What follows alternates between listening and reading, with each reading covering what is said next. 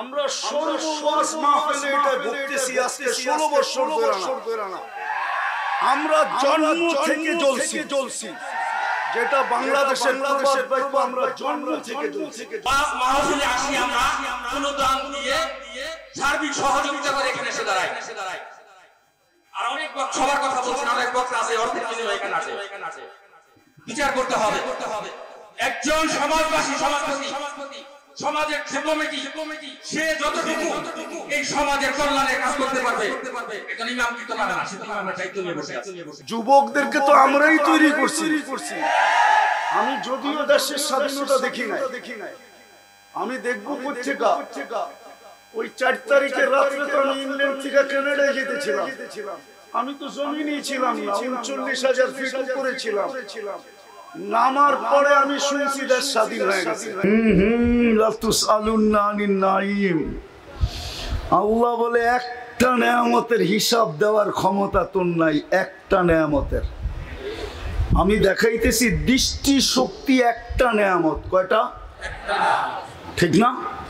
এই যুবক বলুক এই পর্যন্ত কতবার দেখছে? কতবার? হ্যাঁ, মিলাইয়া দিতে পারবা? হ্যাঁ, কতবার দেখছি, কত জিনিস দেখছি। ও যুবক, তুমি দেখলেই তো 26 কোটি ক্যামেরা ব্যবহার হয়। 2 চোখে 26 কোটি ক্যামেরা, 13 যখন যুবকরা দেখে তো 26 কোটি ক্যামেরা ফিট করে দেখে। ফিট করতে দেরি, ডানা ঝরা যাইতে দেরি হয় না। এই জন্যই তো কয় যুবকরা ডানা কাটা।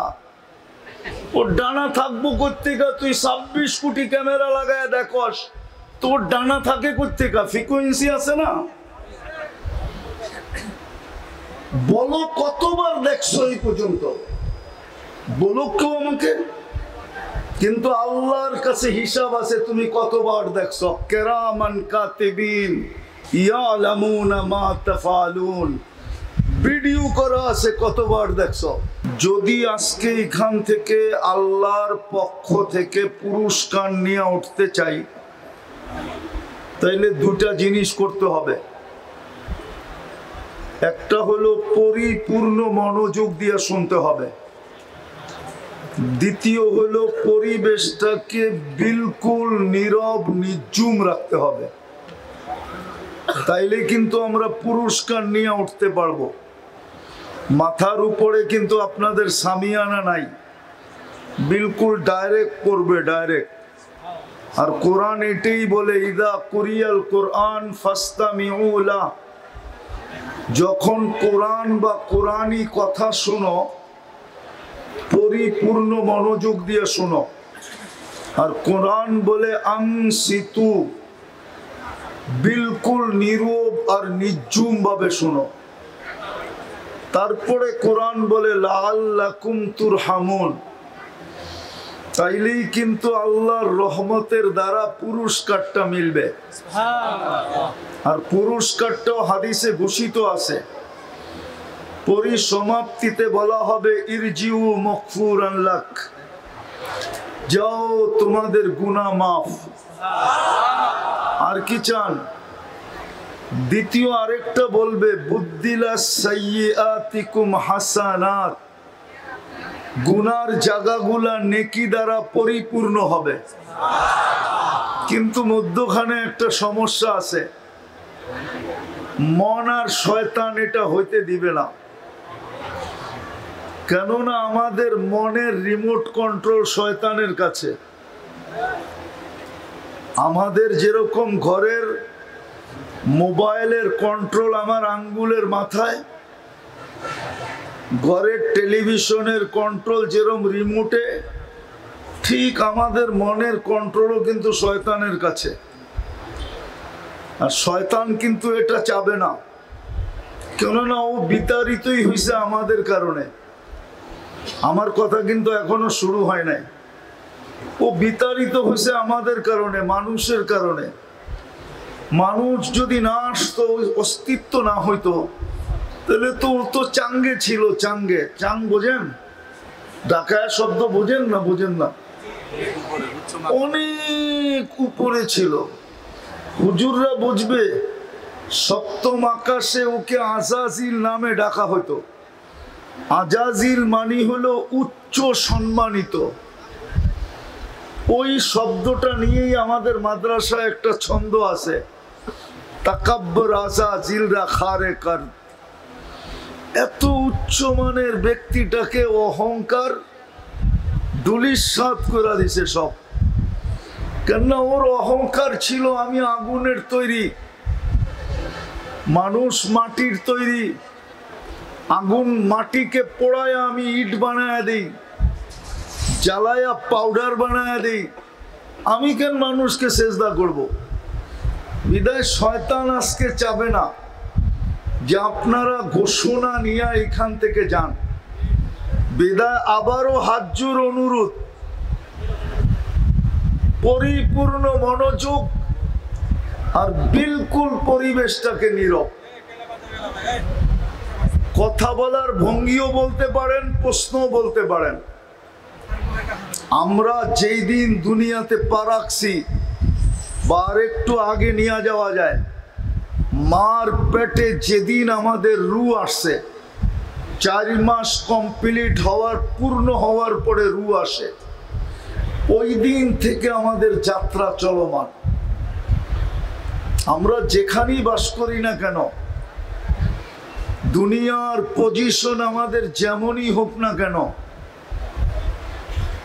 আমার বর্ণ আর বাসা যেমনই হোক না কেন, যে মার পেটে অস্তিত্ব পাইছে, রু যেদিন থেকে মার পেটে আসছে, ওই দিন থেকে আমরা সবাই যাত্রী। ছোট হই, বড় হই, নারী হই, পুরুষ হই, শিক্ষিত হই আর অশিক্ষিত হই, উচ্চ সোসাইটির হই আর নিম্ন সোসাইটির হই, দুনিয়াতে উচ্চ পজিশনের হোক আর নিম্ন পজিশনের হোক, আমরা সবাই কিন্তু যাত্রী। আমরা মৌতের যাত্রী, কবরের যাত্রী, অথবা আরেক কথায় বলা যায় যার কাছে আসছি তার কাছে ফিরত যাওয়ার যাত্রী। কিন্তু প্রশ্ন হলো, যাত্রী তো বটে, কোরআনও বলে আমরা চলে যাব, ইলাইনা তুরজাউন আফাহাসিবতুম আন্নামা খালাকনাকুম আবাস ওয়া আন্নাকুম ইলাইনা লা তুরজাউন। তোমরা ভাবছো কি রকেট চলে আসছে দেখে আমার কাছে আসবে না? টেকনোলজি আসে বিদায় আমার কাছে ফিরবে না? বিজ্ঞান সম্মত বিদায় আমাকে ধোঁকা দিয়া দিবে? না না না, ওয়ালাউ ফি বুরুজিম মুশাইয়্যিদা। কোরআনের থিওরি এটাই, আমরা সবাই যাত্রী, চলে যেতে হবে যার কাছ থেকে আসছি তার কাছে। কিন্তু একটা ছোট প্রশ্ন হলো, আমাদের সবার প্রস্তুতি কতটুক? এটাও তো সত্য, দুনিয়া আজকে এত উন্নত টেকনোলজিতে, এখন পর্যন্ত ওই মেশিন বিজ্ঞানের কাছে আসে নাই যে টেস্ট করা বলে দিবে কে কখন যাবে। আজ পর্যন্ত আসে নাই, আসবেও না কোনোদিন। এটাই চিরসত্য। কোনোদিন এই মেশিন আল্লাহ বিজ্ঞানের হাতে দিবে না যে টেস্ট করে বলে দিবে কে কখন যাবে। যে কোনো মুহূর্তে চলে যেতে পারি। সত্য এটাই, মারে আল্লাহ তো রাখে কে? রাখে আল্লাহ তো মারে কে? সত্য তো। চলে তো যাব, কিন্তু প্রস্তুতি কতটুকু? বলবেন প্রস্তুতি নিতে হবে কেন? কোরআনই তো বলে নিবে না কেন? সারাদিন ভোগ করি কাটটা। হ্যাঁ, যুবক তাফালিং দেখায় কার যৌবন দিয়া? তাফালিং বুঝেন? মনে হয় তাফালিং বুঝেন না, ঠিক না? না না, মনে হয় ঢাকায় শব্দ তো নাও তো বুঝতে পারেন, ঠিক না? কার যৌবন দিয়ে বাহাদুরি দেখাও? রূপসী কার রূপ দিয়ে বাহাদুরি দেখায়? শিক্ষিত মানুষগুলা গৌরব করে কার দেওয়া শিক্ষা দিয়া? অথচ মার পেটের থেকে তো আর ছিল শিক্ষাহীন। একটা মুরগির বাচ্চা যতটুকু নিয়ে আসে একটা মানুষের বাচ্চা এতটুকু নিয়ে আসে না। মুরগির বাচ্চা ডিমের থেকে বাহির হইতে দেরি, চিকচিক মুরগির ভাষায় কথা বলতে দেরি করে না, খাদ্যকে চিনতে দেরি করে না, দুশ্মনকে চিনতে দেরি করে না, মার ডাকে সাড়া দিয়া নিজেকে ডানার নিচে সুরক্ষিত করতে দেরি করে না। মানুষের বাচ্চা তো বিলকুল অজ্ঞ আসে। আল্লাহই তো বলে কুনতা জাহিলা ফাআল্লামতুক, তুই মার পেটের থেকে অজ্ঞ আসছিলি, তোকে আমি শিক্ষা দিছি।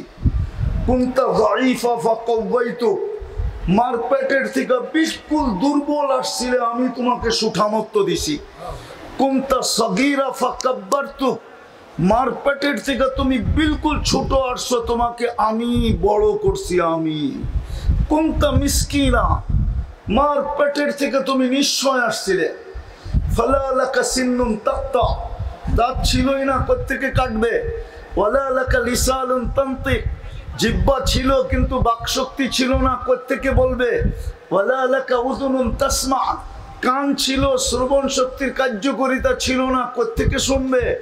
ওয়ালা লাকা আইনুন তানদুর, চক্ষু ছিল কিন্তু দৃষ্টিশক্তির কার্যকারিতা ছিল না, কোত্থেকে দেখবে। ওয়ালা লাকা আকলুন তুমাইয়িজ, মগজ তো ছিল কিন্তু ভালো মন্দ বোঝার ক্ষমতা তো ছিল না, কোত্থেকে তুমি ভালো মন্দ বুঝবে।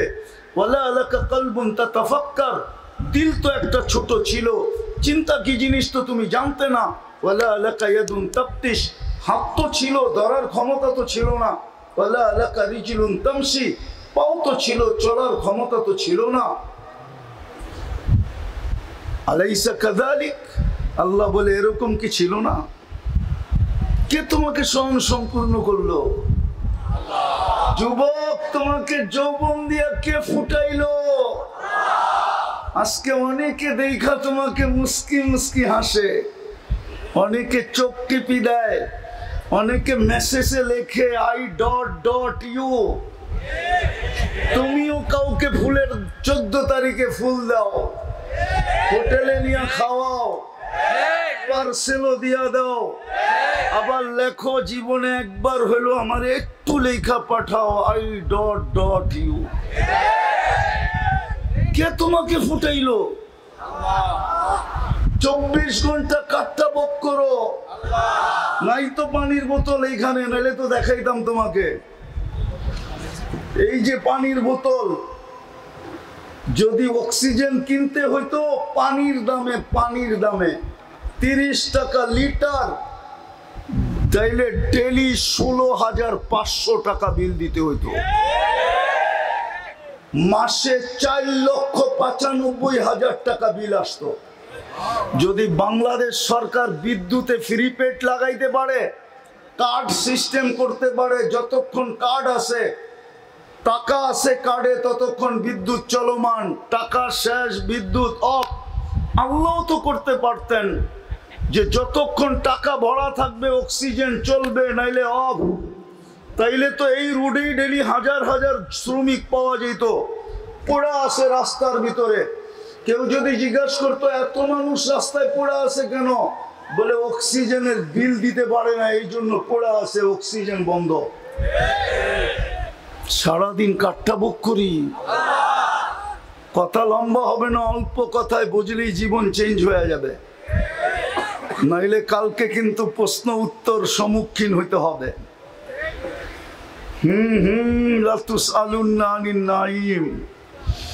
আল্লাহ বলে একটা নেয়ামতের হিসাব দেওয়ার ক্ষমতা তোর নাই, একটা নেয়ামতের। আমি দেখাইতেছি দৃষ্টি শক্তি একটা নেয়ামত। কয়টা? ঠিক না? এই যুবক বলুক এই পর্যন্ত কতবার দেখছে? কতবার? হ্যাঁ, মিলাইয়া দিতে পারবা? হ্যাঁ, কতবার দেখছি, কত জিনিস দেখছি। ও যুবক, তুমি দেখলেই তো 26 কোটি ক্যামেরা ব্যবহার হয়,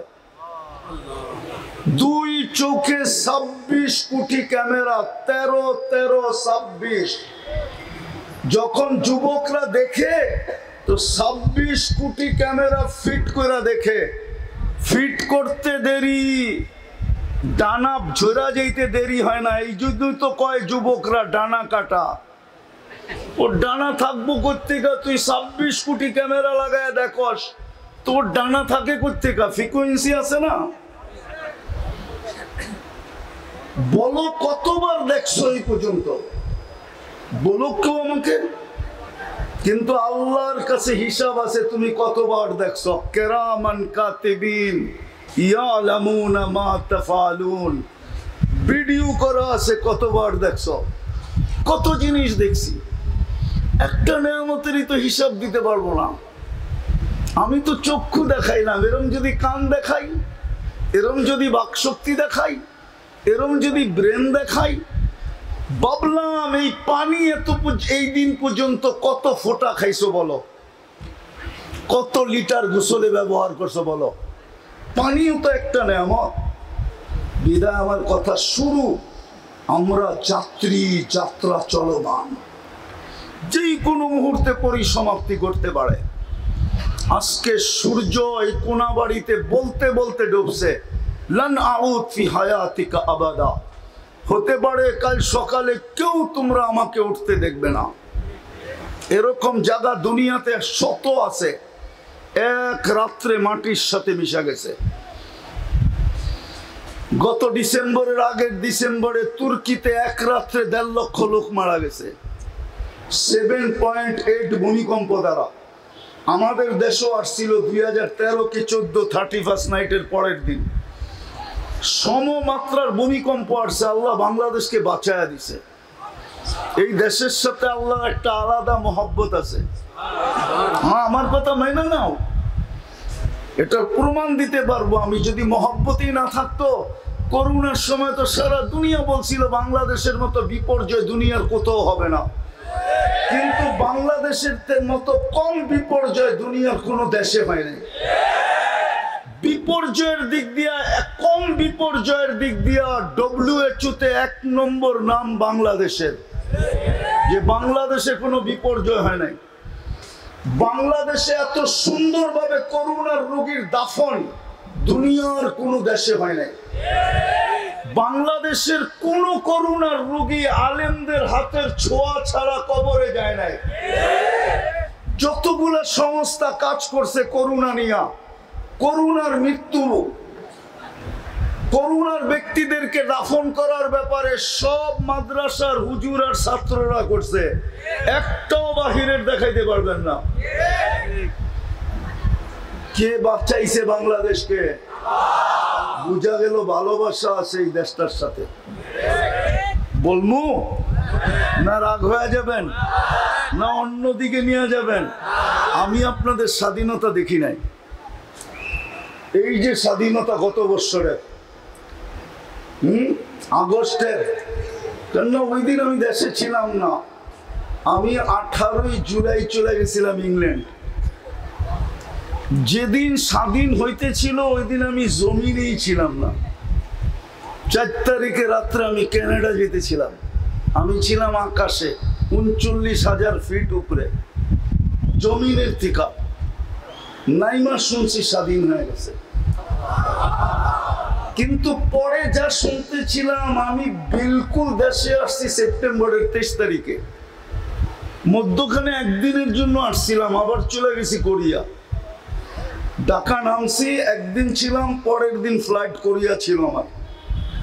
কিন্তু বাইরের থেকে শুনতেছিলাম, সবাই ভাবতে ছিল যে না জানি দেশটা মাটির সাথে মিশা না যায়। 16 বছরের একটা মায়া আছে না? নাই? নাই না, গৃহযুদ্ধ লেগে যায়। বাহিরের থেকে শুনতেছিলাম, আপনারা শুনতেছিলেন কিনা জানি না।